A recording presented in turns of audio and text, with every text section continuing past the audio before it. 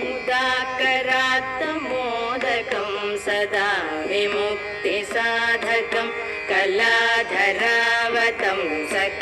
विलासिलोकरक्षकम् స్థిరో భవ రెండు అక్షతలు గణపతి దగ్గర వెండి స్థిరో భవ వరదో భవ శుభకో భవ సుప్రసన్నో భవ ప్రసన్నో భవ స్థిరాసనం కురు నమస్కారం చేసుకోండి గణాన్త్వా గణపతి భవామహే కవిం కవీనాపవస్వస్వ జ్యేష్ఠరాజం బ్రహ్మణస్పదానోది విశ్రీదాతం శ్రీ మహాగణాధిపతి రెండు అక్షతలు గణపతి దగ్గర వెండి ధ్యాయామి ధ్యానం సమర్పయామి ధ్యాయామి ధ్యానం సమర్పయామి ఆవాహయామి ఆసనం సమర్పయామి ఆవాహయామి ఆసనం సమర్పయామి పాదయోహో ఆకుతో ఒక చుక్క నీళ్లు తీసుకొని వదిలిపెట్టి పాదయోహో పాద్యం సమర్పయామి హస్తయోహో ఆఘ్యం సమర్పయామి ముఖే ముఖే ఆచమనీయం సమర్పయామి ముఖే ముఖే ఆచమనీయం సమర్పయామి ముఖే ముఖే ఆచమనీయం సమర్పయామి తదంగా శుద్ధోదక స్నానము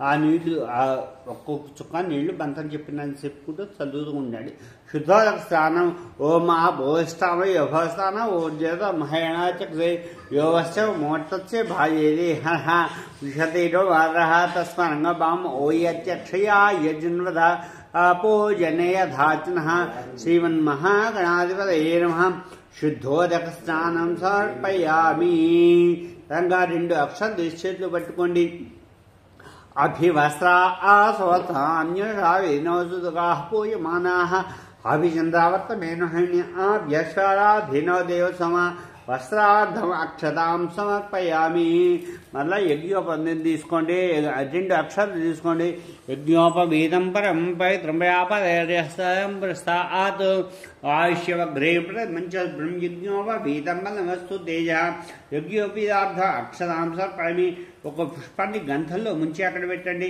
గంధద్వారాంతరాధర్షాం నిత్యపుష్టాం కరీణీం ఈశ్వరేగం సర్వభూతానాం తామిహోవాక్వయే శ్రియం శ్రీగంధం సమర్పయామి ఒక పుష్పాన్ని నీళ్లలో ముంచి కుంకుమలో ముంచండి హరిద్రాచోడ కుంకుమ విలేపనం సమర్పయామి హరిద్రాచోడ కుంకుమ విలేపనం సమర్పయామి పుష్పై పూజమి పుష్పాలు తీసుకొని నేను నామాలు చెప్తుంటాను ఒక్కొక్కటి పెట్టండి ఒకళ్ళు అక్షత పెట్టి ఒకళ్ళు పుష్పాలు పెట్టండి ఓం అనుకోండి శుభాయం ఓం ఏకంతాయం ఓం కపిలాయం ఓం గజకర్ణికాయం ఓం లంబోదరాయం ఓం వికటాయం ఓం విఘ్నరాజాయం ఓం ధూమకేతవేయం ఓం గణాధ్యక్షాయం ఓం పాలచండాయం ఓం రక్తవుండాయం ఓం శూర్పకర్ణాయం ఓం హేరంబాయం ఓం స్కందపూర్వజాయం ఓం సర్వసిద్ధిప్రదాయకాయం ఓం కుమారగర్వే నమః ఓం నావిధ పరిమళ పత్రపుష్పాక్షరం సమర్పయామి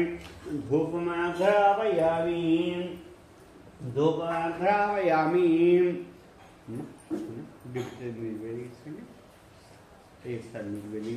ధూపమాఘ్రాపయామి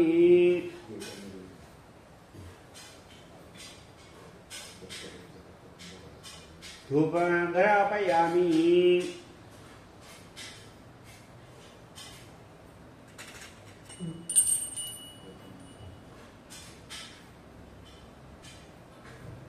ధూపమాఘ్రాపయామి ధూపమస్య భవేద్యనాగ్రేవాగ్రేవం ధూపోయం ప్రవిద్రిషతాం ధూపమాఘ్రాపయామి దీపానికి నమస్కారం చేసుకోండి దీపం సాధ్యం మన్ని నాయోత్రం బృహాడ మంగళ దీపం తయోక్యం పితాపః చక్రాదింద్రశ్చామి దేవాయ పరమాత్మనే తాహిమన్నరాద్వరాదివ్య జ్యోతిర్నమోస్తుతే ధూపదీపాంశుద్ధ ఆజం సమర్పయామి తరంగనైవేద్యం చుట్టులో ఉన్న తమలపాకు కలసంలో ఉన్న కలిసి చేతి కలిసి ఉంది కదా చేతి కలిసి అది ఇందులో తమలపాకు ఉంది కదా ఉందా ఒక చుక్క బెల్లం మీద ఆ పండు మీద నీడ్చాలండి ఓం తరంగనైవేద్యం ఓం భోభస్వ తత్సవితుర్వరేణ్యం భర్గో దేవస్య ధీమహి ధియో న ప్రచోదయాత్ చెంపు కింద పెట్టండి సత్యం సత్యభ్యంచామి చుట్టూ తిప్పి సత్యం సత్యభ్యంచామి అమృతమస్తు అమృతవస్తు శ్రీ మహాగణాధిపతయే నమః అవసార్థం గుడూప మహాగణపతి ప్రీతయే గుడ సహిత మధుర ఫలాన్ని వేదామి ओम प्राणाय स्वाहा ओम पानाय स्वाहा ओम व्यानाय स्वाहा ओम उदानाय स्वाहा ओम समानाय स्वाहा ओम ब्रह्मणे स्वाहा 5 సార్లు నీరు స్పూన్తో వదిలిపెట్టండి. మధ్య మధ్యపాది సమర్పయామి, పూర్వాభో సమర్పయామి, उत्तराभो समर्पयामि, हस्ता प्रक्षालयामि, पादौ प्रक्षालयामि, मुखे मुखे आचमनीयं समर्पयामि, मुखे मुखे आचमनीयं समर्पयामि. అక్కడ తాంబూలం ఒక్కలు పెట్టాను, అక్కడ 2 అక్షరాలు వేయండి అంతే. తాంబూలం భోగ్యపసక పూరైరాక వెళ్ళిదాలయ జీతం గుప్తాచోళం ప్రతిగృహ్యాం హిరణ్యగర్భగర్భ సంవేప బీజం వివాసోహం అనంత పుణ్యవల్లమ్మదశ్చార్య ప్రశ్నే సువర్ణపుష్ప దక్షాం సమర్పయామి. తరంగ కర్పూర మంగళ ఆనంద నీరాజతి కర్పూర మంగళ ఆనంద నీరాజతి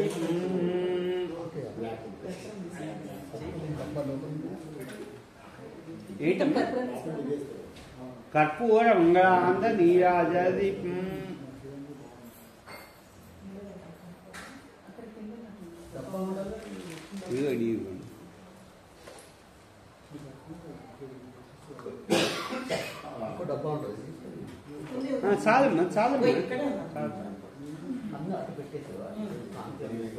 కర్పూర మంగళాంత నీరాజతి हिरण्यपात्रमो पूर्णन्तादि मदव्यो सानिति एकदा ब्रह्मणोपरति एकदैव आयुष्येजो दधाति साम्राज्यं भोज्यं साम्राज्यं वैराज्यं परमेश्वरं राज्यं महाराष्ट्रमाधिपत्यमेव समन्तर्यन्ताय आयै सा मम सर्वासां दातव्ये समन्तर्यन्ताय आमे करायति ఒక చుక్క నీళ్ళు షుగర్లో వదిలిపెట్టండి.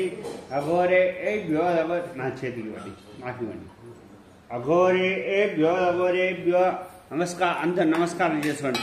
అఘోరే ఏ బ్యో అఘోరే ఏ బ్యో ఘోర ఘోరతరే బ్యో సర్వే ఏ భ్య సర్వే భ్యో నమస్తే అస్తో రుద్రరూపేభ్య 2 అక్షరాలు తీసుకోండి. తత్పురుషాయ మహాదేవాయ తన్నో తంది ప్రచోదయాత్ చెప్పండి. వక్రతుండ మహాకాయ కోటి సూర్య సమప్రభ నిర్విఘ్నం కురు మే దేవ సర్వకార్యేషు సర్వదా. శ్రీమన్మహాగణాధిపతి పాదమూలే 2 అక్షరాలు వేడి పాదమూలే దివ్య సువర్ణ మంత్రపుష్పం సమర్పయామి. మళ్ళా 2 అక్షరాలు తీసుకోండి. యాని గాయపాపాని జన్మాంతర కృతాంచ తాని తాని ప్రణశ్యంతే ప్రక్ష పదే పదే ఆపోహం పాపాత్మ హంభావాత్మ పాపం వహ త్రాహిమాం కృపయాదేవ శరణాగతవత్సల అన్యథా శరణం నాస్తిత్వమేవ శరణం మమ అనుకోండి. తస్మాత్ కారుణ్యభావేన రక్ష క్షయార్దన रक्ष ब्रह्मेश्वर आत्मरक्ष नमस्कारां समर्पयामि. पुनः पूजां च करिष्ये. मళ్ళా 5 మార్లు అక్షరాలు వేయండి. पुनः पूजां च करिष्ये. ओम छत्रमाचारयामि, श्यामं बीजयामि, नृत्यङ्गीरयामि, गीतं श्रावयामि, आन्दोलिकानारायामि, अश्वानारायामि, गजानारायामि. समस्त राजोगा శక్త్యోపచార దేవయా పూజాం సమర్పయామి.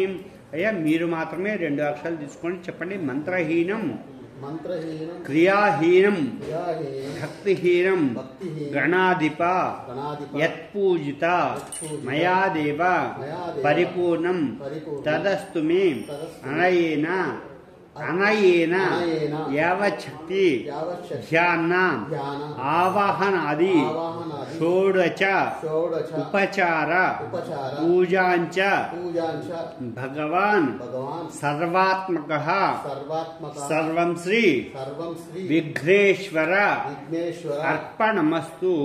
అమ్మ మీరు వారి చేతితో నీళ్లు వేస్తే, చెంబులో నీళ్లు వేస్తే చెంబులో అక్షతలు నీళ్లు ఆ ప్లేట్లో వదిలిపెట్టాలి. సర్వం శ్రీ పరమేశ్వరార్పణమస్తు.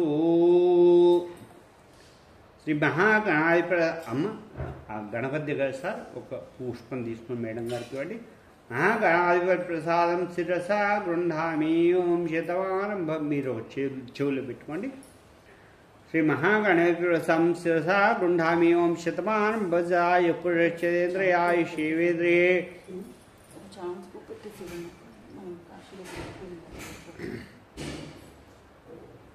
శతమానం భవతి పురుషేంద్రియ ఆయుషేంద్రియే ప్రతిష్టతి. అంత అది లేకుండా ముట్టుకుంటామా. ఓం యజ్ఞేన యజ్ఞమంత దేవతాన్ ధర్మాణి ప్రధాన్య సందేహనాకమయ మాసంతే ఎత్ర బోర్వసా ధ్యాసంతే దేవాః.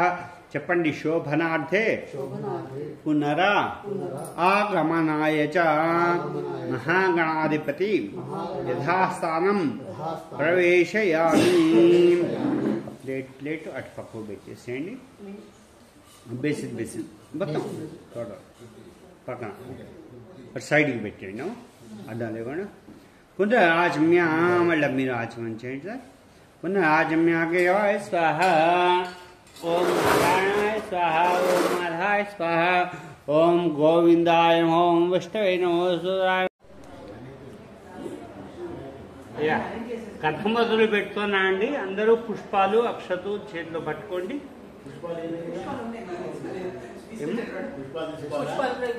ఒక పుష్పం తీసుకోండి.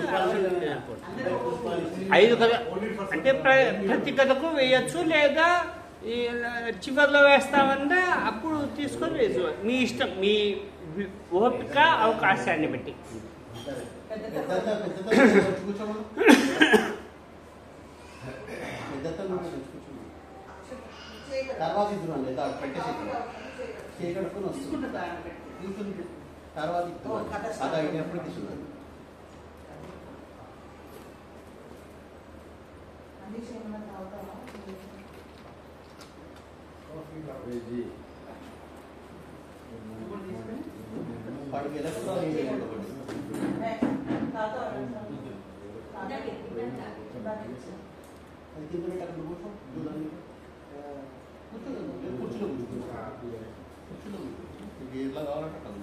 जय बोलो रमा सहित सत्यनारायण स्वामी महाराज की जय। बोलो रमा सहित सत्यनारायण स्वामी महाराज की जय। बोलो रमा सहित सत्यनारायण स्वामी महाराज की अथ कथा प्रारंभ। अय्या ఒకటవ కథ చెబుతున్నాను. ఏకదా నైమిషారణ్యే ఋషయః శౌనకాదయః ప్రపచ్చురాగతం సర్వం సూతం పౌరాణికం ఖలు.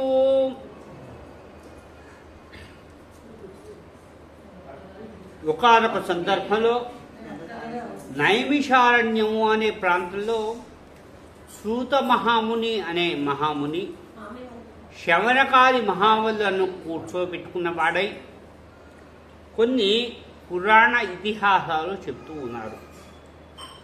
ఈ యొక్క సూత మహాముని ఎవరు అనేటువంటి యొక్క విషయాన్ని మనం ప్రస్తావించుకున్నాం. వాస్తవంగా ఈ యొక్క సత్యనారాయణ స్వామి వ్రత కథలు అనేవి అందరికీ తెలిసినవే. కాకపోతే ఈ వ్రత కథల్లో ప్రతిదీ ధర్మ సూక్ష్మం చాలా ఉన్నది. కానీ ఆ చెప్పే వాళ్ళని బట్టి కానీ ఆ యొక్క పరిస్థితిని బట్టి కానీ ఏదో ఉన్నాయి, 5 కథలు ఉన్నాయి, ఆ కథలు విందాము అయిపోతుంది అనేటువంటి యొక్క పరిస్థితిలో కొంతమంది ఉంటాం. కాబట్టి సావకాశంగా చెప్పుకోవాలంటే మొత్తము 121 కథ ఈ సత్యనారాయణ స్వామి వ్రత కథలు, మొత్తం 121 కథలు. కానీ అప్పుడు సూత మహాను శౌనకాది మహానులకు 121 కథ చెప్పాడు, 121. అయితే మరి ఈ 121 కథలు కాస్త ఈ 5 కథలకు ఎందుకు వచ్చినాయి అంటే, ఇది సత్యయుగంలో జరిగింది. ఈ యొక్క సత్యనారాయణ స్వామి వ్రతం అనేది సత్యయుగంలో జరిగింది. మనకు మొత్తము యుగాలు వచ్చేసి 3 యుగాలు: సత్వయుగము, రాజసయుగము, తామస యుగము. ఈ యొక్క సత్యయుగంలో ఆ యొక్క శ్రీ మహావిష్ణుమూర్తి నారదుడు అడిగినప్పుడు శ్రీ రమాసహిత సత్యనారాయణ స్వామి సాక్షాత్తు శ్రీ మహావిష్ణుమూర్తి స్వయంగా దీన్ని చెప్పడం జరిగింది. అయితే విషయం ఏమిటంటే, మనకు ఇది ఎక్కడి నుంచి తీసుకున్నారు, ఈ యొక్క కథని ఎక్కడి నుంచి తీసుకున్నారు అంటే స్కాంద పురాణం నుంచి తీసుకోబడ్డది. ఈ యొక్క సత్యనారాయణ స్వామి వ్రతం అనేది స్కాంద పురాణం నుంచి తీసుకుంది. మనకు మొత్తం 18 అధ్యాయాలండి. ఈ యొక్క పురాణాలు మొత్తం 18 పురాణాలు. అసలు ఈ పురాణాలు ఎవరు రచించారు అనేది అంటే మరి పురాణం అంటే ఎవరొకళ్ళు చెప్తే కదా వచ్చేది. అసలు మొత్తం పురాణాలు ఎన్ని, ఎవరికి చెప్పారు అనేది ధర్మసూక్ష్మం ఇక్కడ. ఈ యొక్క పురాణాలు మొత్తం 18. ఒకటి మార్కండేయ పురాణం, మత్స్య పురాణం, భాగవతం, భవిష్య పురాణం, బ్రహ్మ పురాణం, బ్రహ్మాండ పురాణం, వైవస్వ పురాణం, వరాహ పురాణం, విష్ణు పురాణం, వామన పురాణం, వాయు పురాణం, అగ్ని పురాణం, నారద పురాణం, పద్మ పురాణం, లింగ పురాణం, గరుడ పురాణం, కూర్మ పురాణం, స్కాంద పురాణం. ఇవి మొత్తం 18 పురాణాలు. ఈ 18 పురాణాల్లో ఈ యొక్క సత్యనారాయణ స్వామి వ్రతం అనేది మన స్కాంద పురాణం నుంచి తీసుకోవడం జరిగింది. ఈ స్కాంద పురాణం ఎవరు చెప్పారు అంటే ఈ యొక్క సూత మహాముని శౌనకాది మహాములకు ఎంతమంది అంటే సూత మహాముని అనే ఆయన గురువు గారు, శౌనకాది మహాములు అనేవాళ్ళు శిష్యులు అన్నమాట. ఈ శౌనకాది మహాములకు మొత్తం 88,000 మందికి చెప్పాడు ఈ యొక్క మన నైమిషారణ్యంలో కూర్చోబెట్టుకొని సూత. అసలు ఈ సూత మహర్షి ఎక్కడి నుంచి వచ్చాడు అనేది ఒక ప్రస్తావన. ఈ సూత మహాముని ఎక్కడి నుంచి వచ్చాడు అంటే వేదవ్యాసుడి దగ్గర నుంచి. వేదవ్యాసుడు మనకు ఈ యొక్క ఫస్ట్ మనకు ఈ యొక్క చతుర్వేదాలు ఋగ్వేదము, యజుర్వేదము, సామవేదము, అథర్వణ వేదము. ఈ అథర్వణ వేదాన్ని అన్నీ కూడా భగవానుడు మనకు ఇచ్చాడనమాట. ఈ ఫస్ట్ ప్రారంభంలో వేదవ్యాసుడు ఈ యొక్క ఋగ్వేదాన్ని పైలినుడు అనేటువంటి యొక్క మహర్షికి చెప్పాడు. ఆ తర్వాత వైశంపాయను అనే మహర్షికి ఋగ్వేదాన్ని చెప్పాడు. జైమిని అనే వారికి సామవేదాన్ని చెప్పాడు. సుమంతుడు అనే వారికి అథర్వణ వేదాన్ని చెప్పాడు. అంటే ఒక్కొక్క వేదాన్ని ఒక్కొక్క మహర్షికి చెప్పడం జరిగింది. ఈ 18 పురాణాలు కూడా ఎవరికి చెప్పారంటే రోమహర్షణుడు అనే అతనికి చెప్పడం జరిగింది. ఎవరు? ఈ వేదవ్యాసుడు. ఈ తర్వాత ఈ యొక్క రోమహర్షుడి కుమారుడు ఎవరైతే ఉన్నారో సూత మహర్షి. ఈ సూత మహర్షి ద్వారా ఈ యొక్క శౌనకాది మహాములకు 88,000 మందికి ఈ యొక్క పురాణాలన్నీ కూడా చెప్పారు. ఈ స్కాంద పురాణానికి సంబంధించినటువంటి యొక్క విశేషమైనటువంటి యొక్క వ్రతాన్ని మనం చేసుకుంటూ ఉన్నాము. ఈ యొక్క స్కాంద పురాణం రమాసహిత సత్యనారాయణ స్వామికి సంబంధించినటువంటి యొక్క విషయాన్ని ఆ సూత మహాముని శౌనకాది మహాలకు తెలియజేస్తూ ఉన్నాడు అన్నమాట. ఆ ప్రకారంగా మనకు కృతయుగము, త్రేతాయుగము, ద్వాపర యుగము, కలియుగము. ఈ యొక్క కృతయుగము అంటే సత్యయుగం. సత్యయుగం వచ్చేసి 17,28,000 సంవత్సరాలు సత్యయుగం అది. ఆ తర్వాత త్రేతాయుగంలో 12,96,000 సంవత్సరాలు త్రేతాయుగం. అక్కడ జనం ఏం చేసేవాళ్ళంటే యజ్ఞయాగాది క్రతువులు చేసి వాళ్ళు పరమపదాన్ని పొందేవాళ్ళు అనమాట. తర్వాత ద్వాపర యుగము అంటే శ్రీకృష్ణ భగవానుడు. ఆ యొక్క ద్వాపర యుగం ఎన్నాళ్ళు ఉన్నాయి అంటే 8,64,000 సంవత్సరాలు ద్వాపర యుగం. తర్వాత ఇప్పుడు మనం జరుగుతున్నది కలియుగం. ఈ కలియుగంలో ఎట్లా కలిలో ఓన్లీ కేవలం భగవన్నామస్మరణ, భగవంతుని పూజ ద్వారా మనం ఆ యొక్క మహావిష్ణుమూర్తికి ఆ శివుడికి దగ్గర కావడానికి అంటే కొన్ని యుగాల్లో కొన్ని ధర్మాలు ఉంటాయి అన్నమాట. యుగ ధర్మము అంటారు దాన్ని. కాబట్టి ఈ కలియుగంలో కేవలం స్మరణ మాత్రంతోనే భక్తి మార్గంతోనే ఆ స్వామివారిని దగ్గర కావడం కోసం అని చెప్పేసి ఈ కలియుగం మొత్తం కూడా 4,32,000 సంవత్సరాలు ఉంటుంది. ఈ యొక్క 4,32,000 సంవత్సరాలు ఇప్పుడు నడిచేది కలియుగే ప్రథమ పాదే మన సంకల్పంలో చెప్పుకుంటాము. ఇది మొదటి పాదం. ఇంకా మనకు 4 పాదాలు ఉన్నాయన్నమాట. మొత్తం ఈ కలియుగం అంతం కనుక చూసుకున్నట్లయితే 43,23,000 సంవత్సరాలు అయితే అప్పుడు బ్రహ్మగారికి ఒక్కరోజు అవుతుంది. కాబట్టి కలియుగం ప్రథమ పాదంలో మనం ఉన్నాము. ఈ కలియుగంలో ప్రథమావధిలో మనకు కేవలం ఈ జీవులకు ఏం చేశారంటే నామస్మరణ, భజన లేదా స్వామి యొక్క అభిషేకాలు ఇట్లాంటి ఆధ్యాత్మిక చింతన వల్ల ఆ పరమేశ్వరుడికి ఆ సత్యనారాయణ స్వామికి దగ్గర కావడం కోసం అని చెప్పేసి, అంటే యజ్ఞయాగాదులు చేయాలన్నా చాలా వ్యయప్రయాసాలతో కూడుకున్నది, దాన ధర్మాలు చేయాలన్నా వ్యయప్రయాసాలతో కూడుకుంది. కానీ కలియుగంలో కేవలం భగవన్నామస్మరణ రామ అంటే రామనామస్మరణతోనే చాలా విశేషమైన ముక్తిని పొందుతాం. ఓం నమః శివాయ పంచాక్షరి, శ్రీమాత్రే నమః అనేటువంటి నామస్మరణ ద్వారానే ఈ యొక్క కలియుగంలో మానవులకు అంత విశేషమైనటువంటి చాలా అరటి పండు ఒలిచిచ్చే నోట్లో పెట్టి తినిపించేటట్టుగా మన పురాణాలు మన పెద్దవాళ్ళు చేశారన్నమాట.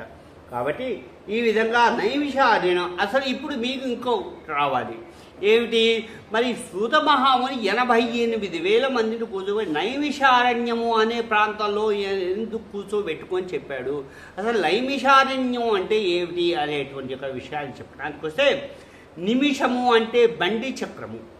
ఒకానొక సందర్భంలో భూలోకంలో అందరూ కూడాను మేము ఈ యొక్క మమ్మల్ని భూలోకంలో అందరినీ పూజలు చేసుకోమన్నారు, నామస్మరణ చేసుకోమన్నారు, ఇవన్నీ చేసుకోమన్నారు, మాకు కరెక్ట్ ప్లేస్ ఎక్కడా లేదు, మరి మాకు ప్లేస్ కావాలి అని చెప్పేసి ఈ ఋషులు దేవతలు అందరూ కూడా బ్రహ్మగారి దగ్గరికి వెళ్ళారు. బ్రహ్మగారి దగ్గరికి వెళ్ళి మేము కూర్చొని తపస్సు చేయడానికి కానీ, పూజలు చేసుకోవడానికి కానీ, మెడిటేషన్ చేసుకోవడానికి కానీ మేము ఎక్కడ చూసినా అంతా కూడా డిస్టర్బెన్స్గా ఉంది, రాళ్ళు రప్పలు రణగణ ధ్వని అంతా ఉంది, జనమంతా కూడా చాలా భయంకంపితులై ఉన్నారు. కాబట్టి ఒక మంచి ప్రదేశాన్ని, అంటే ఫర్ ఎగ్జాంపుల్ ఇప్పుడు ఒక కాలేజీ, ఒక స్కూల్, ఒక యూనివర్సిటీ, అంటే ఆ అట్మాస్ఫియర్ కనుక ఉన్నట్టే మన మైండ్ అనేది కాన్సన్ట్రేషన్ ఉంటుంది. అదే రోడ్డు మీద పెట్టి లెసన్స్ చెప్పమంటే చెప్పలేం కదా, అట్లా ఒక ప్లేస్ కావాలి అని చెప్పేసి అడిగారు. అదే బ్రహ్మదేవుడు ఏం చేశాడంటే ఒక దర్భను తీసుకొని ఒక బండి చక్రం మాదిరిగా తయారు చేశాడు. చేసి ఆ యొక్క బ్రహ్మలోకం నుంచి భూలోకానికి ఆ బండి చక్రాన్ని వేశాడనమాట. అది వచ్చి ఎక్కడ జరిగిందంటే ఒక అరణ్య ప్రాంతంలో జరిగింది. అరణ్య ప్రాంతంలో ఎట్లా వచ్చిందంటే పెద్ద శబ్దం చేస్తూ ఆ భూమి మీద కింద పడి, అప్పుడు అరణ్యంలో పడ్డది కాబట్టి అరణ్యమైంది. ఆ అరణ్యం ఎట్లా ఉంది, మంచి సువాసన, మంచి పూలు, మంచి చక్కటి మల్లెపూల సువాస, సుగంధ ద్రవ్యాలైన వాసనతో కూడుకొని ఉన్నదన్నమాట ఆ అరణ్యం. నిమిషము అంటే బండి చక్రము, నిమిషము అరణ్యంలో పడ్డది నైమిష అరణ్యము అయినది. కాబట్టి ఆ ప్రాంతానికి నైమిషారణ్యం అనేటువంటి ప్లేస్ వచ్చిందన్నమాట. అక్కడ గోమతి నది అనే నది ఉన్నదన్నమాట. ఆ గోమతి నది ఆ బండి చక్రానికి లోపలికి చొచ్చుకొని పోయి అక్కడి నుంచి నీళ్లు ఉద్భవించినాయన్నమాట. అందుకని చెప్పేసి ఇది ఉత్తరప్రదేశ్ రాజధాని లక్నో దగ్గర ఉన్నది ఈ నైమిషారణ్యము అనేటువంటి ఒక ప్రాంతం. ఇది నైమిషారణ్యం నుంచి యొక్క అక్కడ ఇప్పటికీ కూడాను ప్రతినిత్యం కూడా ఆ స్వామివారి యొక్క ఆధ్యాత్మిక ప్రవచనాలు ఎక్కువగా జరుగుతూ ఉంటాయి ఆ నైమిషారణ్యం అనేటువంటి యొక్క ప్రాంతంలో. కాబట్టి నైమిషారణ్యం అనే ప్రాంతంలో ఈ యొక్క సూత మహాముని శౌనకాది మహాముని కూర్చోబెట్టుకుని చెప్తూ ఉన్నాడు. ఏమిటి అంటే నారద మహాముని ముల్లోకాలు తిరుగుతున్నాడు. ఎన్ని లోకాలు తిరుగుతున్నాడు అంటే భూలోక, భూవర్లోక, సువర్లోక, మత్స్యలోక, మనకు మొత్తం 7 అధోలోకాలు, 7 ఊర్ధ్వలోకాలు, 7 అధోలోకాలు. మనకు భూమి గుండ్రంగా ఉంటుంది. భూమి పై భాగంలో ఉండే వాటిని ఊర్ధ్వలోకాలు అంటాము, మనకు భూమి కింద ఉండే వాటిని అధోలోకాలు అంటాము. ఏ అధోలోకాలు ఏ ఉన్నాయి అంటే భూలోకము, భువర్లోకము, సువర్లోకము, మహర్లోకము, జనోలోకము, తపోలోకము, సత్యలోకము భూమికి అధోభాగంలో ఉన్నాయి. అంటే ఇప్పుడు ఉన్న స్టాటిస్టిక్స్ ప్రకారం చేసుకుంటే ఇండియా, తర్వాత రష్యా, చైనా, జర్మనీ, ఇవన్నీ మన యూఎస్ఏ, యూకే, ఆస్ట్రేలియా ఇవన్నీ ఎట్లా ఉన్నాయంటే భూమి గుండ్రంగా ఉంటుంది కాబట్టి ఇవన్నీ కూడా ఈ అధోలోకాల కిందకు వస్తాయి అన్నమాట. అదే ఊర్ధ్వలోకాలు ఉంటాయి. మనకు మహాసంకల్పం విశేషంగా మనకు కన్యాదాన సందర్భంలో మహాసంకల్పం అని చెప్తారన్నమాట. అక్కడ ఇవన్నీ వస్తాయి అన్నమాట. అతల, వితల, సుతల, రసాతల, మహాతల, పాతాళ లోకాలన్నీ కూడా ఊర్ధ్వలోకాలు అంటారు. ఈ నారద మహాముని ఈ యొక్క అధోలోకాలు 7 లోకాలు ఏవైతే ఉన్నాయో అవన్నీ కూడా తిరుగుతూ అక్కడ ఏం గమనించాడంటే మానవులు కష్టాలు పడుతున్నారు అనేటువంటి ఒక విషయాన్ని గమనించాడు. ఇక్కడ మనకు ధర్మసూత్రం ఏంటంటే కష్టము అంటే ఏమిటి? అది కష్టం, ఏదైనా కష్టమే. అంటే వివాహం కాకపోయినా కష్టమే, సంతానం కలగకపోయినా కష్టమే, ఆ సంతానం మంచి ఉచ్చస్థితిలోకి రాకపోయినా కష్టమే, తినడానికి తిండి లేకపోయినా కష్టమే. కాబట్టి అనేకమైనటువంటి యొక్క కష్టాలను ఈ యొక్క మానవులు పడుతూ ఉన్నారు. అప్పుడు ఆ యొక్క నారద మహాముని చాలా విచారం చేశాడు. అయ్యో, భూలోకంలో మానవులు ఇంత కష్టాలు పడుతున్నారే, వారికి ఏవైనా అంటే భూలోకంలో మానవులు ఒక ఎగ్జామ్షన్ ఏముంది అంటే నామస్మరణ, భగవద్భక్తి ఏదైతే ఉన్నదో దాని ద్వారా తరించాలి అని చెప్పేసి పెట్టారు భూలోకంలో మానవులకు.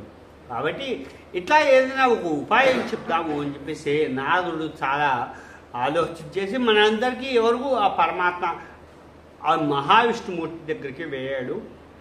ఆయన అప్పుడు ఎక్కడ ఉన్నాడంటే పాల సముద్రంలో ఉన్నాడు అన్నమాట మహాలక్ష్మీదేవితో. అప్పుడు స్వామివారిని అడిగారు, అయ్యా, భూలోకంలో మానవులు అనేక కష్టాలు పడుతున్నారు కదా, వీళ్ళకు ఏమైనా తరుణోపాయం ఉన్నదా? వీళ్ళ కష్టాలు గట్టెక్కించడానికి, కష్టాలు నెరవేర్చడానికి ఏమైనా ఉపాయం ఉంటే చెప్పవలసింది అని చెప్పేసి అడిగారు. అప్పుడు మహావిష్ణుమూర్తి చెప్తున్నాడు, నాయన, ఒకళ్ళ ఎవరి బాధ వాళ్ళు, ఎవరు చేసినటువంటి యొక్క పాపకర్మలు కానీ పుణ్యకర్మలు కానీ వారు అనుభవించాల్సిందే, దాన్ని ఎవరూ తప్పించడానికి వీలు లేదు. పాపము అంటే ఏమిటి, పుణ్యము అంటే ఏమిటి? ఇక్కడ 2 విషయాలు. పుణ్యము అంటే దాన ధర్మాలు చేయటం, ఒకళ్ళకు 4 మంచి విషయాలు చెప్పటం, తర్వాత సత్సాంగత్యంతో ప్రవర్తన చేయటం, అతిథి అభ్యాగతి, ఇంట్లో ప్రతినిత్యం కూడా దేవతార్చన, ఇవన్నీ కూడా భగవన్నామస్మరణ సంకీర్తన చేసుకోవడం, ఇట్లాంటివన్నీ పుణ్య కార్యక్రమాలు. పాపము అంటే ఏమిటి? ఎదుటి వాడిని దూషించడం కానీ, లేకపోతే మనస్పర్ధలు వచ్చేట్టుగా చేయటం కానీ, ఈర్ష్యాసూయాలు పెంచుకోవటం కానీ, ఎవరినన్నా మనం మద్దతు చేస్తేనే పాపం కాదు, అనుకున్నా కూడా పాపమే. అంటే మన మనస్సులో చెడు తలంపు రాకూడదు, ఎప్పుడైనా కూడా సన్మార్గంతో ఉండాలి అనేటువంటి ఒక విషయాన్ని. ఈ పాపము పుణ్యం అంటే మన పద్ధతిలో చెప్పాలంటే, పుణ్యము అంటే బ్యాంకులో మనం డబ్బులు దాచిపెట్టుకున్న లాంటిది, పాపం అంటే బ్యాంకు నుంచి అప్పు తీసుకున్న లాంటిది. ఎప్పుడైనా సరే బ్యాంకు నుంచి అప్పు తీసుకుంటే వాడికి కట్టాలి కదా. కాబట్టి ఎప్పుడైనా కానీ పరమాత్మ ఏం చేశాడు, ఎప్పుడైనా సరే మనం చేసిన పాప కర్మలకు తప్పకుండా అనుభవించాల్సిందే. ఎట్లా మరి ఇప్పుడు అందరూ వితండవాదం ఏంటంటే, మరి ఇన్ని కోట్ల జనాభా అండి, మరి ఇంత దేవుడు చూస్తాడంటారు, మరి స్వామి చూస్తా అంటారు, విష్ణువు చూస్తా అంటాడు, బ్రహ్మ చూస్తా అంటాడు, శివుడు చూస్తా అంటాడు, మరి ఇన్ని కోట్ల మందికి మరి ఆయన ఒక్కడే కదా, ఇన్ని కోట్ల మంది ఎట్లా చూస్తున్నారు అనేటువంటి ఒక ప్రశ్న వస్తుంది. ఇప్పుడు వచ్చే వితండవాదులకు ఎక్కడా లేరు, మనలోనే ప్రతి వాళ్ళు ఉన్నారు. అహం బ్రహ్మాస్మి, మన హృదయంలో బ్రహ్మ, అహం బ్రహ్మాస్మి, దేహమేరా దేవాలయం. ఈ దేహం ఏదైతే ఉందో అది ఒక పవిత్రమైన దేవాలయము. మనం అక్కడ శివుడు ఊళ్ళో పోయి, వెంకటేశ్వర స్వామి ఊళ్ళో పోయి అదే దేవాలయం కాదు, మన దేహం కూడా ఒక దేవాలయమే అని మనకు వేదాలు చెప్తూ ఉన్నాయి.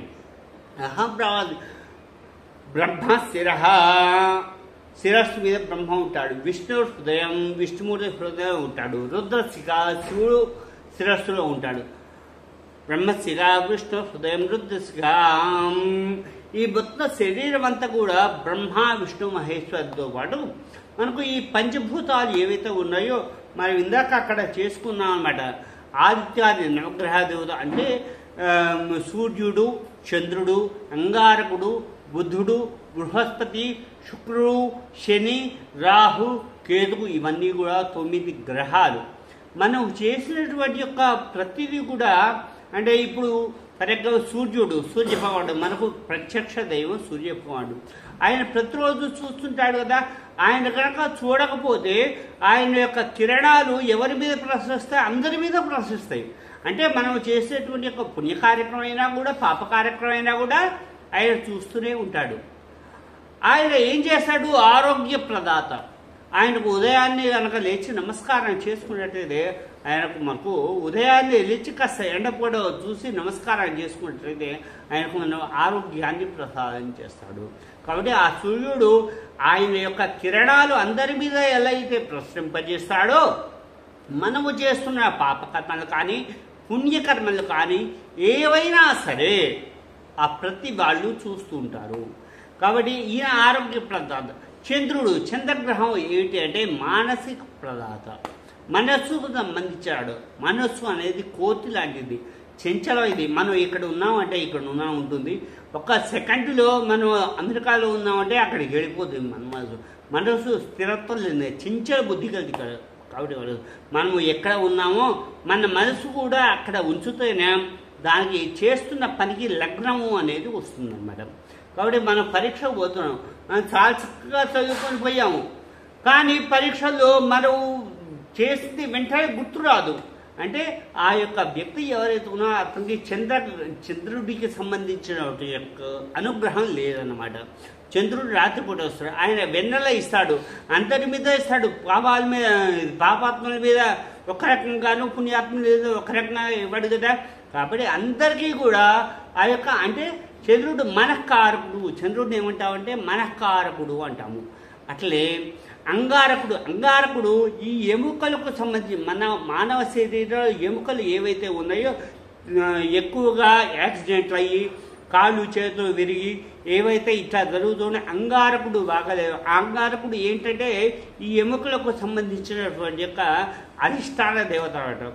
అంటే వీళ్ళందరూ ఎట్లా వస్తారంటే మనకి ఇప్పుడు బయట ఎడ్యుకేషన్ డిపార్ట్మెంటు, మెడికల్ డిపార్ట్మెంటు, తర్వాత ఫైనాన్స్ డిపార్ట్మెంటు, మార్కెటింగ్ డిపార్ట్మెంట్, ఈ డిపార్ట్మెంటు ఎలా అయితే ఉన్నాయో ఈ యొక్క నవగ్రహాలన్నీ కూడా ఒక్కొక్క డిపార్ట్మెంట్కు ఒక్కొక్క అధిపతి అనమాట. అట్లనే శుక్రుడు ఈయన కళత్రకారకుడు. అంటే భార్యకు భర్త స్థానం, భర్తకు భార్య. మా అబ్బాయికి ఎన్నాళ్ళున్నా పెళ్లి కావట్లేదండి, మా అమ్మాయికి ఎన్నాళ్ళున్నా పెళ్లి కావట్లేదండి. పెళ్లి కావట్లేదు అంటే ఏమిటి? శుక్రుడు బాగలేడు. శుక్రగ్రహానికి సంబంధించినటువంటి యొక్క శాంతి చేసినట్టయితే ఆ యొక్క కళత్ర స్థానము అంటారనమాట. భార్యాభర్తలు గొడవ పడుతున్నారు అంటే ఆ యొక్క కళత్ర స్థానం బాగలేదు. అంటే ఈ శుక్రుడు కళత్ర స్థానానికి సంబంధించినవాడు. తర్వాత చివరిగా శనిగ్రహం. శనిగ్రహం టోటల్ బాడీకి అధిష్టాన దేవత. శనేశ్వరుడు ప్రాణప్రదాత అనమాట. ఆరోగ్యాన్ని ఇస్తాడు, ప్రాణాన్ని ఇస్తాడు, ప్రాణాన్ని రక్షిస్తాడు. ఆ శనేశ్వర గ్రహానికి ఇచ్చినటువంటి యొక్క పవర్ఫుల్ అన్నమాట అది. కాబట్టి శనేశ్వరుడు శనియారిష్ట సంప్రాప్తి శని పూజాంచకారది. శని పూజ ఎందుకు చేయాలి? ప్రాణపీడోపశాంతయే, ప్రాణానికి సంబంధించిన వాడు. కాబట్టి శనీశ్వరుడు కనుక ఆరాధన చేసినట్లయితే మనకు ఎల్లప్పుడూ కూడా సంపూర్ణ ఆయురారోగ్యంగా ఉంటారని చెప్తారు. కాబట్టి ఈ నవగ్రహాలన్నీ కూడా మనకు మానవులకు మనస్సుకు మంచి ఇవన్నీ మన బాడీలో పాత్రే కదా. అదే అలానే మనకు వాయువు, అలానే అగ్ని. మరి అగ్ని లేకపోతే మనమేమొచ్చేగా జఠరాగ్ని, మనం తిన్నటువంటి పైనుంచి వేసిన పదార్థం ఈ జఠరాగ్నిలో పచనం కాకపోతే ఏమవుతుంది? కడుపులోకి వస్తుంది, లేనిపోని బాధలు వస్తాయి. అదే మన కళ్ళు నేత్రాగ్ని, నేత్రాగ్ని అంటాము. ఆ కళ్ళు కనుక కనపడకపోతే చూడలేమన్నమాట. అలాగే నాసాగ్రహం అంటే వాయువు. వాయువు అంటే స్మెల్ పీలుస్తాం కదా, స్మెల్ లేదనుకోండి ఇంకెట్లా వాయువు లేనట్టే కదా. కాబట్టి ఎక్కడో ఎవ్వరూ లేరు, అన్నీ మనలోనే ఉన్నారు. కాబట్టి నువ్వు చేసినటువంటి ప్రతి పుణ్యమైన పాపమైన అందరూ నిన్ను ఎల్లప్పుడూ చూస్తూ ఉంటారు అనేది మనకు వేదాల ద్వారా తెలుస్తుంది. కాబట్టి ఈ ప్రకారంగా మహావిష్ణుమూర్తి దగ్గరికి పోయినప్పుడు ఎవరి వాళ్ళు చేసినటువంటి యొక్క కర్మలను బట్టి మేము శిక్ష విధిస్తారు ఆ డిపార్ట్మెంట్ వాళ్ళు. ఇప్పుడు ఏదైనా తప్పు చేస్తారు, మన పోలీస్ డిపార్ట్మెంట్ వాళ్ళు ఏం చేస్తారు?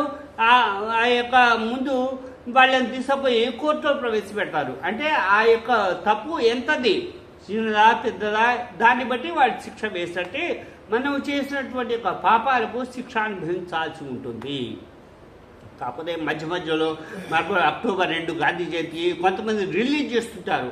ఎందుకంటే వాడి యొక్క శిక్షణ బాగా ఉంటే ఫ్రీగా రిలీజ్ చేస్తుంటారు. కాబట్టి ఆ యొక్క భగవంతుడు కూడా ఏం చెప్పాడంటే నా యొక్క నామస్మరణ ఎక్కడైతే భగవద్ ధ్యానం జరుగుతుందో, ఎక్కడైతే పూజలు జరుగుతుంటాయో, ఎక్కడైతే అతిథి అభ్యాగతి ఉంటుందో అందరికీ కూడాను నేను కొంతవరకు వాళ్ళు చేసినటువంటి పాపకర్మలను కొంతవరకు తీసివేయిస్తాను. ఎలా తీసివేస్తాను అంటే వాళ్ళు భక్తి మార్గంతో ఉంటే, మనస్సు నిశ్చలంగా చేసుకుంటే, నేను వాళ్ళు చేసుకున్న పాపకర్మలు అంటే 90% పాపాలు చేస్తే ఒక 20% 30% చేస్తాను. కానీ వారు చేసుకున్న దాన్ని తప్పకుండా అనుభవించాల్సిందే. అంటే ఇప్పుడు మనం పోతున్నాము, రోడ్డు మీద పోతున్నాం, అప్రమత్తం గాల్లో దీపం పెట్టి దేవుడాన్ని మీద కంటే ఆయన కూడా ఏం చేయలేడు.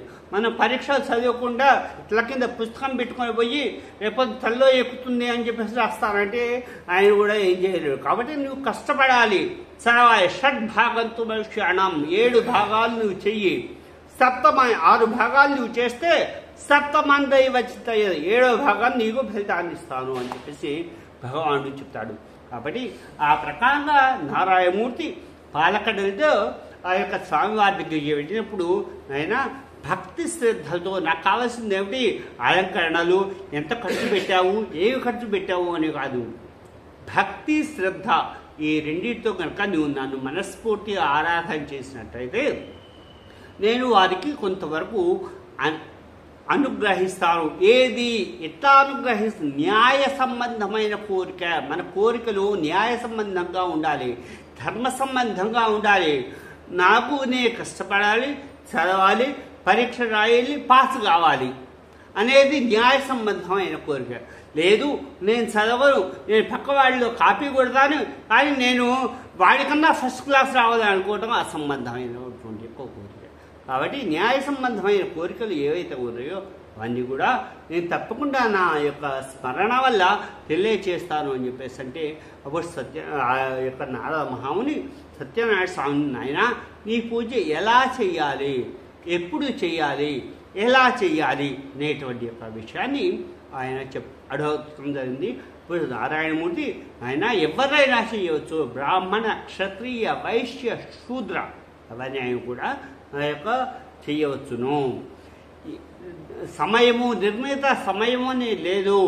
ఆకామ ఈ 12 నెలల్లో ఎప్పుడైనా కూడా మనస్ఫూర్తిగా చేయవచ్చు.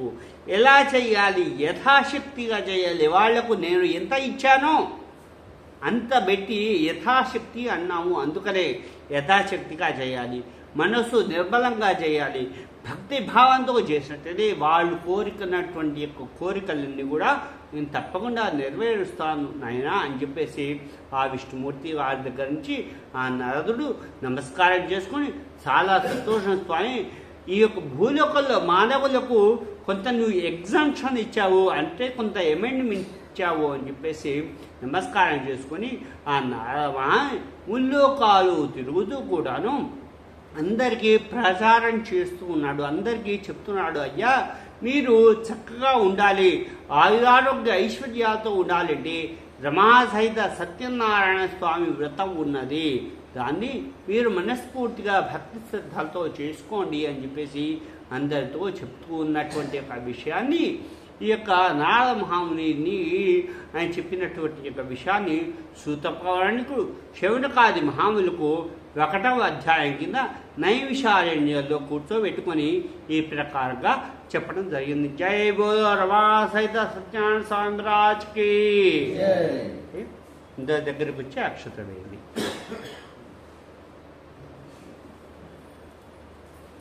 ఒక కొబ్బరికాయ కొట్టండి, ధూపం దీపం నైవేద్యం.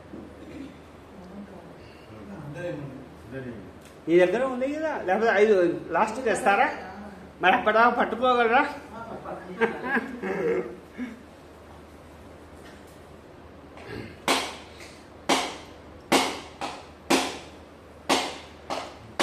మా ధూపం దీపం నైవేద్యం కొద్దిగా ధూపం చూపించండి, తర్వాత దీపాకి నమస్కారం.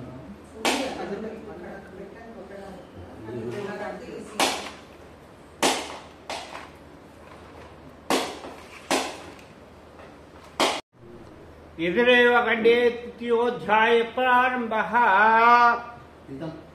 సూత మహాముని శౌనకాది మహాముని కూర్చోబెట్టుకున్నవాడై 2వ కథ చెప్తూ ఉన్నాడు. అప్పుడు మళ్ళా ఈ శౌనకాది మహాముని అందరూ కూడా అడిగారు, నాయన యొక్క నారద మహాముని అందరికీ చెప్పారు అని చెప్పావు, సత్యనారాయణ స్వామి వ్రతాన్ని చేయాలి అని చెప్పారు కదా. మరి ఎవరు చేశారు? నాకు ప్రూఫ్ కావాలి. ఇప్పుడు నారాయణ కాలేజీలో, శ్రీ చైతన్య కాలేజీలో వీళ్ళలో చేస్తే మరి ప్రీవియస్ బ్యాచ్ లో ఎంతమందికి ఐఐటి వచ్చింది, ఎంతమందికి మెడికల్ సీట్ వచ్చింది అని చెప్పేసి మనం ఎట్లయితే మనం పేరెంట్స్ కలిపి ప్రీవియస్ లిస్ట్ అడుగుతామో, వీళ్ళు కూడా ప్రీవియస్ ఎవరు చేశారు ఈ యొక్క వ్రతాన్ని అని చెప్పేసి ఆ సుఖ మహాముని శౌనకాది మహాములు అడుగుతున్నారు. నాయన, కాశీ పట్టణంలో ఒక బ్రాహ్మడు ఉండేవాడు. ఆ బ్రాహ్మడు ఏం చేసేవాడు అంటే చక్కగా 4 వేదాలు చదువుకున్నాడు. ఋగ్వేదము, యజుర్వేదము, సామవేదము, అథర్వణ వేదము, సకల శాస్త్రాలు, ఉపనిషత్తు అన్నీ చదువుకున్నాడు. ఎన్ని చదువుకున్నా అంటే పిహెచ్డి చేశాడు అన్నమాట ఈ భాషలో చెప్పాలంటే. కాబట్టి అంత చేసినా కూడా దరిద్రంతో అనుభవిస్తున్నాడు. మిగుల దరిద్రం. కనీసం భార్య వివాహమైంది, సంతానం ఉంది, కానీ భార్యను పోషించే శక్తి లేదు. అంటే ఏమిటి? ఎవరు ఆయన పిలవట్లేదు, ఎవరు ఆయనతో పూజలు చేయించుకోవట్లేదు. కాబట్టి మరి బ్రాహ్మడే మరి ఇంత దుస్థితి ఎందుకు వచ్చింది అనేటువంటి యొక్క ధర్మ సందేహం. పేద బ్రాహ్మడు ఏమన్నారు? పేద బ్రాహ్మడు అంటే ఏమీ లేదు కాబట్టి పేద బ్రాహ్మడు అయ్యాడు. అసలు మరి బ్రాహ్మడు చక్కగా చదువుకున్నవాడు కదా, మరి ఆ బ్రాహ్మడికి అట్లాంటి స్టేజ్ ఎందుకు వచ్చింది? భగవంతుడు ఏమైనా తప్పు చేశాడా? మరి ఆయనకి ఏమన్నా ఆ బ్రాహ్మడి మీద ఏమైనా చిన్న చూపు ఉన్నదా? ఎందుకు అట్లా చేశాడు అనేది ధర్మ సూత్రం. ఈ యొక్క పేద బ్రాహ్మడు ఎవరైతే ఉన్నారో, ఇప్పుడు కాశీ పట్టణంలో ఉన్న పేద బ్రాహ్మడు ఎవరైతే ఉన్నారో, పూర్వ జన్మలో అతనికి లెక్కలేని సంపద ఉన్నదన్నమాట. లక్ష్మీదేవి ఎంత ఐశ్వర్యాన్ని ఇచ్చిందంటే చివరకు ఆయన యొక్క ఐశ్వర్యం ఆయనే లెక్క పెట్టుకోనంతగా ఇచ్చిందన్నమాట లక్ష్మీదేవి. ఇక్కడ చిన్న ఉదాహరణ చూద్దాం. లక్ష్మీదేవి, జ్యేష్ఠాదేవి ఇద్దరు అక్క చెల్లెలు. లక్ష్మీదేవి ఏమో విష్ణుమూర్తి యొక్క భార్య, జ్యేష్ఠాదేవి ఏమో శనేశ్వరుడి యొక్క భార్య. జ్యేష్ఠాదేవి ఈ యొక్క లక్ష్మీదేవి ఇద్దరు కూడా ఒకరోజు ఒక దగ్గర కూర్చొని వీటితో మరి అక్క చెల్లంటే ఎప్పుడూ సాత్వికంగానే ఉంటారు కదా, మధ్య కొట్లాడుకుంటూ ఉంటారు కదా. నువ్వు గొప్ప, నేను గొప్ప అంటే నేను గొప్ప అని ఇద్దరు వాదించుకున్నారన్నమాట. అటువైపు నారద మహాన్ పోతూ ఉన్నాడు. ఈయనేదో మంచివాడు దొరికాడు, నాకు జడ్జిమెంట్. ఇప్పటిలాగా ర్యాంకులు, వాకులు, జడ్జిలు అప్పుడు లేరు కదా. అందుకని నారద మహాన్ పోతుంటే పిలిచారు ఇద్దరు కూడా. ఓ నారదా, మాలో ఎవరు గొప్ప నువ్వు డిసైడ్ చేయాలని చెప్పారు. అంటే ఆయన సంకటంలో పడ్డాడు. కరమంటే కప్ప కోపం, ఎడవంటే పావు కోపం. అయ్యో ఎట్లా చేయాలి? ఆయన మహాబుద్ధిశాలి అనమాట. నారద మహాముని అంటే మనమంతా ఏదో బఫూన్గా చిత్రీకరిస్తాం. ఆయన చాలా జ్ఞాని అనమాట. నారద అంటే జ్ఞానము. ఆ జ్ఞానాన్ని ప్రసాదించేవాడు నారద మహాముని. ఆయన చాలా తెలివితేటలు కలవాడు. ఆ యొక్క జ్యేష్ఠాదేవితో చెప్పాడు, అమ్మా నీకు నమస్కారం చేస్తున్నా తల్లి, నీ వెళ్ళిపోతే చాలా ఆనందంగా ఉంటావమ్మా అని చెప్పేసి చెప్పాడు. అంటే దరిద్రాదేవి ఇంట్లోంచి వెళ్ళిపోతుంటే చాలా ఆనందంగా ఉంటుంది. లక్ష్మీదేవి వచ్చిందమ్మా, నువ్వు వస్తుంటే చాలా ఆనందంగా ఉంటావమ్మా, ఇంకా నేమి అడగొద్దు, ఇంతటి సమాప్తం అని చెప్పేసి చెప్పింది. అంటే ఎప్పుడూ లక్ష్మీదేవి ఉంటే కలకల్లాడుతూ ఉంటుంది. ఆ యొక్క దరిద్ర దేవత ఆ యొక్క జ్యేష్ఠాదేవి వెళ్ళిపోతుంటే చాలా ఆనందంగా ఉంటుందన్నమాట. కానీ ఈ బ్రాహ్మడు పూర్వజన్మలో వాళ్ళ చెల్లెలైనటువంటి లక్ష్మీదేవి ఎంత ఐశ్వర్యాన్ని ఇచ్చిందంటే అంత చెప్పరాని ఐశ్వర్యాన్ని ఇచ్చింది. ఎవరు? ఈ పేద బ్రాహ్మడి యొక్క పూర్వజన్మ వృత్తాంతం.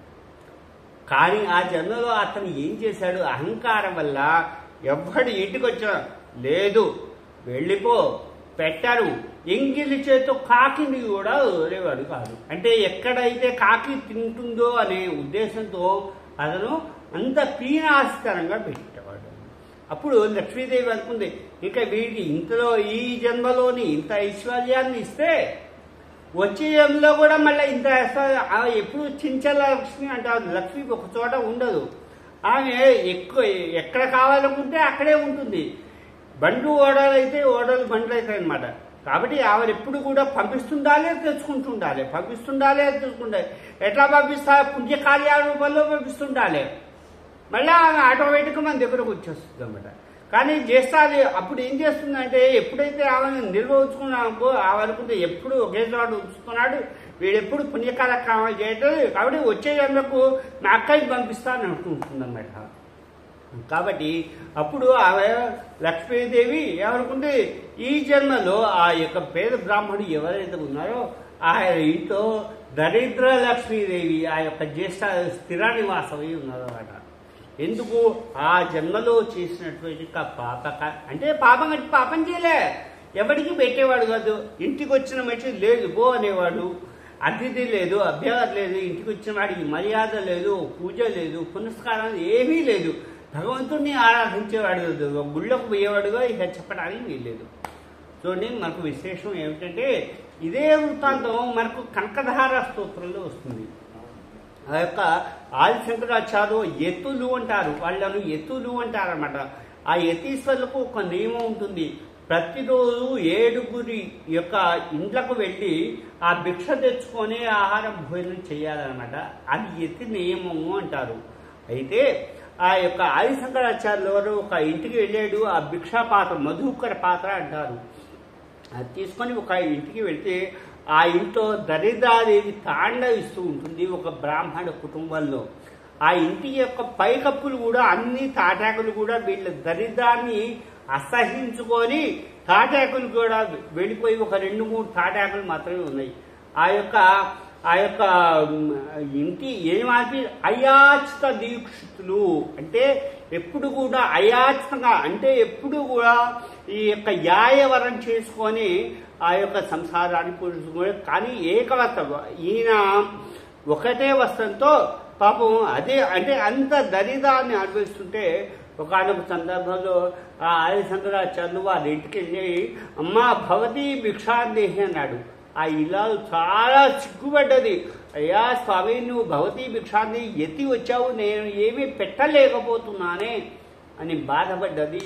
ఆ యొక్క ఆదిశంకరాచార్యులు వారు భిక్ష అన్నం వేయమంటే అప్పుడు ఆదిశంకరాచార్యులు దివ్య దృష్టితో చూశాడు, అమ్మా లక్ష్మీదేవి ఏమిటి ఇంత దరిద్రాన్ని అనుభవింపజేశావు, ఇంత దరిద్రం ఎందుకు ఇచ్చావు అంటే ఆ లక్ష్మీదేవి చెప్పింది, అమ్మా ఈ ఇల్లాలు ఈ గృహస్థు ఎవరైతే ఉన్నారో పూర్వజన్మ చాలా ధనిక సంపన్నులు, కాబట్టి వాళ్ళు అప్పుడు లక్ష్మీదేవి నేను ప్రత్యక్షంగా ఇంట్లో కూర్చుంటే ఒక్కడికి నన్ను అసలు బయటకే పంపిస్తారు, ఎప్పుడు లాకర్లో పెట్టి నన్ను దాచిపెట్టారు, నాకేమో ఇబ్బందికరంగా ఉంది, అందుకని ఈ జన్మలో అసలు ఏమీ ఇవ్వలేకుండా పోయినాను అని చెప్పేసి చెబితే అప్పుడు ఆ యొక్క ఆదిశంకరాచార్యులు రిక్వెస్ట్ చేసి స్పెషల్ అప్లికేషన్ అంటానే మనం ఆ స్పెషల్ అప్లికేషన్ సరే అమ్మా జరిగిందేదో జరిగిపోయింది, ఇప్పుడు ఆమె చాలా దరిద్రంతో బాధపడుతుంది అని ఆయన నోటి వెంట ఆసుగా కనకధార స్తోత్రం వచ్చేది.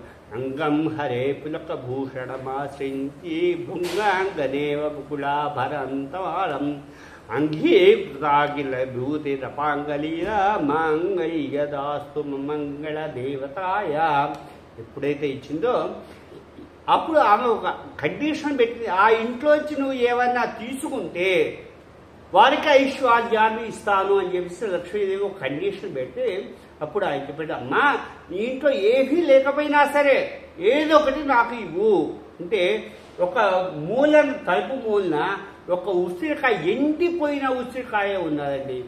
ఆ ఎండిపోయిన ఉసిరికాయ అంటుంది, మా నన్ను కంటికి కనబడితే గనక మధుకర పాత్రలో వేస్తే నాకు పుణ్యం వస్తుంది అని చెప్పేసి ఆ ఉసిరికాయ చలనం వచ్చింది. ఎండిపోయిన ఉసిరికాయ మూల ఉన్నది ఆ కంటికి కనపడేట్టుగా ముందుకు నడిచి వచ్చింది ఆ ఉసిరికాయ. అంటే ఆ రోజుల్లో అంత యొక్క శక్తి ఉండేదన్నమాట. అంటే దాంట్లో జీవం వచ్చింది. ఆ యొక్క మధుకర పాత్రలో ఎప్పుడైతే ఎండిపోయిన ఉసిరికాయ మధుకర పాత్రలో వేసిందో ఆ ఇంటి నిండా కనకపు ఉసిరికాయలు కురిసినాయన్నమాట. కాబట్టి మన జీవులు ఏవైతే చేసుకుంటామో ప్రారబ్ధ కర్మ అంటాము, ప్రారబ్ధంలో చేసింది ఏదైతే ఉందో అది మళ్ళీ నెక్స్ట్ క్యారీ ఫార్వర్డ్. మనకు ఫైనాన్షియల్ ఇయర్లో 31వ తారీఖు అకౌంట్స్ క్లోజ్ చేయగానే మళ్ళీ 1st తారీఖు ఎట్లయితే బ్యాంక్ బ్యాలెన్స్ క్యారీ ఫార్వర్డ్ అవుతుందో ఈ యొక్క పాపాలు కానీ పుణ్యాలు కానీ అలా క్యారీ ఫార్వర్డ్ అవుతుంటాయి, జన్మ జన్మలకు అవుతూ ఉంటాయి అన్నమాట. కాబట్టి ప్రతి జన్మలో కూడా మంచి కార్యక్రమాలు చేయాలి అనేది ఇక్కడ ఒక ధర్మ సూక్ష్మం చెప్తున్నా అన్నమాట. కాబట్టి ఆ విధంగా జరిగితే కొన్ని సంవత్సరాల తర్వాత ఆ బ్రాహ్మణుడు అంతలా అనుభవించిన తర్వాత భగవాన్ బ్రాహ్మణ ప్రియ అన్నారు.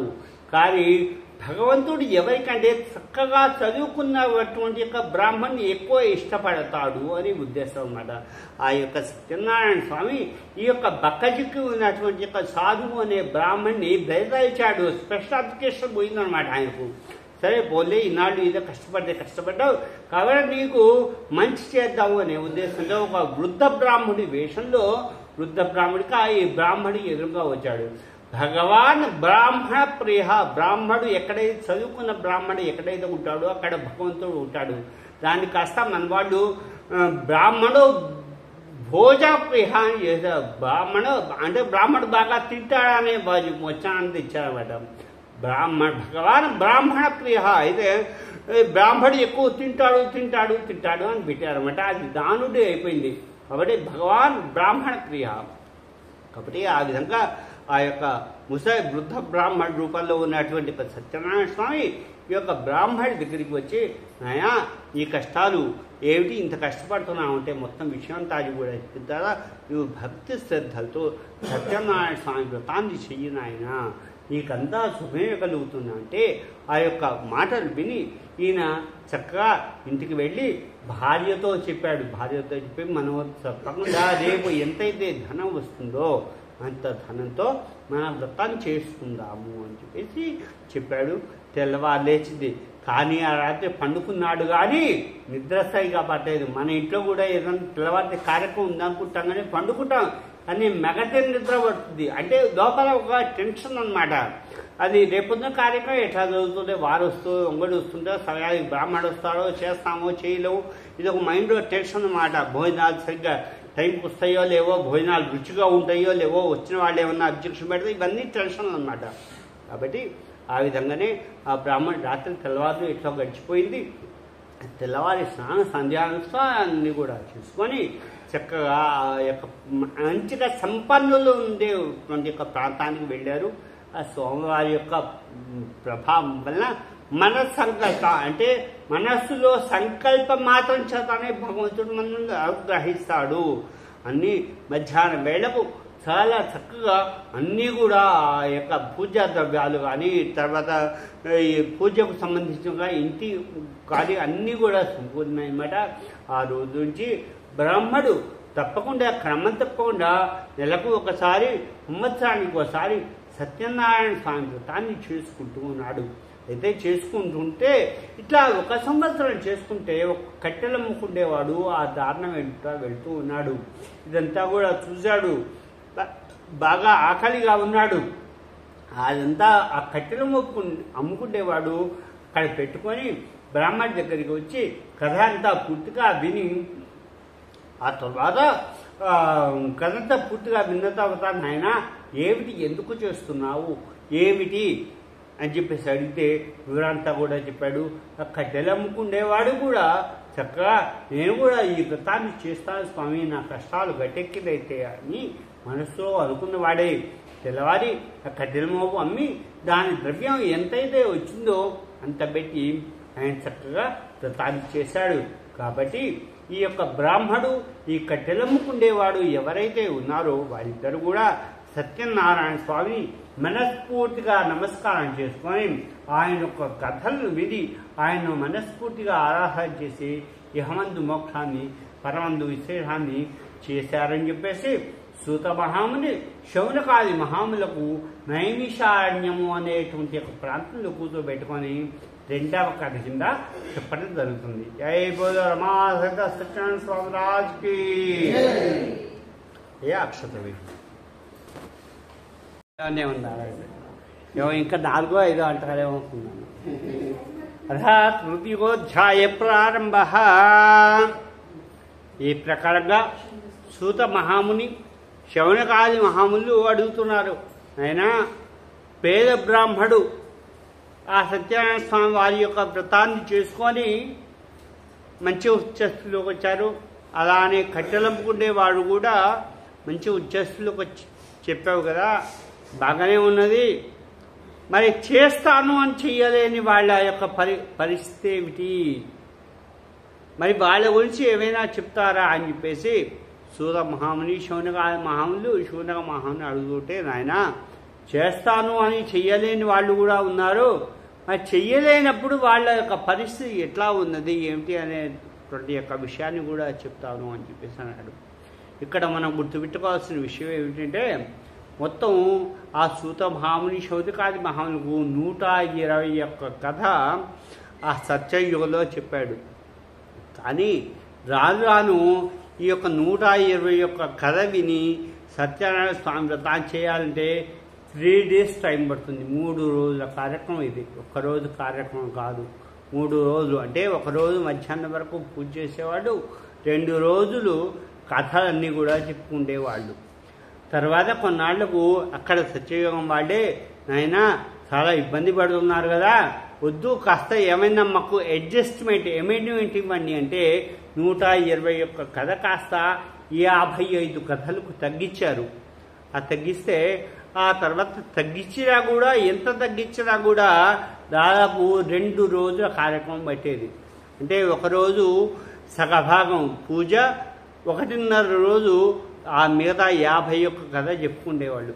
ఆ తర్వాత కొంతకాలానికి ఇంకా మా కథలు తగ్గించండి అంటే దాన్ని కాస్త 25 కథలు చేశారు. అప్పుడు 2 రోజుల కార్యక్రమం పట్టేది. ఆ తర్వాత 25 కథలు కాస్త 12 కథలు చేశారు.